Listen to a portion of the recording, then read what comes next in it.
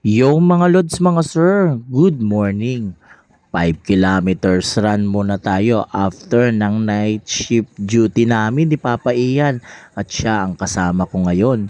Wala si Kuya Will kasi busy siya at may inaasikaso sa kanilang bahay at sa kanyang business, kaya ayan.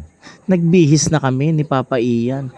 Pagdating namin dyan, ayan, naka-bike to work kami lagi para naman kahit papano na-exercise ang ating mga legs, kaya ayan, nagpalit na kami ng outfit at tamang ligpit-ligpit ng gamit at syempre suot ng ating mga running gear, sabay warm up ng konti, painit-init muna ng ating makina, syempre makina ng katawan, no? Tamang unat-unat, stretching, syempre hindi mawawala yon para naman hindi mabigla ang ating katawan pag tayo na ay tumakbo. Kaya ayan, bumibuelo na kami kasi maya maya ay aalis na din kami dyan at mag-iikot kami. Tatargetin muna namin ngayon ay 5 kilometers. Tamang warm up run lang muna para syempre hindi mabigla ang ating katawan, lalo pat galing kami sa night shift duty. At ayan, tumakbo na kami.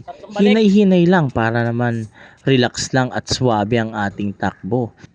Takbong kaibigan lang at takbong kwentuhan para naman masaya ang banding hanggang sa matapos na namin ang 10 ikot. Ay hindi, 12 pala para makumpleto ang 5 km. Sige, takbo lang. Papa Ian. Woo! 5 km mga lods, mga sir. Na-break ko ng aking PR. Ayan, oh. Papa Ian in the house. Woo! Yeah, pagod. Yan, nasa oval kami mga lods, mga sir. After night shift, takbo agad. So, almost 30 minutes lang mga kulang-kulang 30 minutes lang mga lods, mga sir, sapat na para pagpawisan ng ganito syempre. At ayan, si Papa Ian. Tara, walking. Walking naman para naman sa sunod na warm up namin. Ayan, oh. Oh, yeah. So, paano yan? Takbo-takbo muna. Lakad-lakad muna, no? Ayan po, present ang mga varsity ng Binyan High School. Ayan, oh. Siyempre, di na kami papalag dyan. Mabata pa yan. Age category lang, sapat na. Ayan, oh, mga lods, mga sir. Yun. Tapos may mga nagpa-practice pa ng football. Halo-halong laro, mga lods. Ayan, oh. Ayan, shout out sa mga varsity, oh. So, paano yan, mga lods, mga sir? Papawis time. Whew!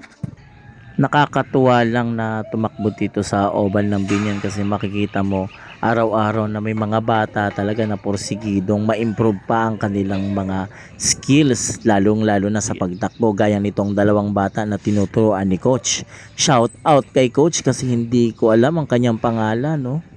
Ayan, makikita nyo na nagwa-warm up sila at gumagawa ng mga running drills. Maya-maya ay tumakbo na, nagpaspasa na yung dalawa para naman makita kung ano ba yung pwede nilang i-improve pa. At maya-maya ay picture-picture na kasi pauwi na kami. Tapos na kami sa aming misyon ni Papa Ian. So, ride safe sa lahat at ingat, syempre.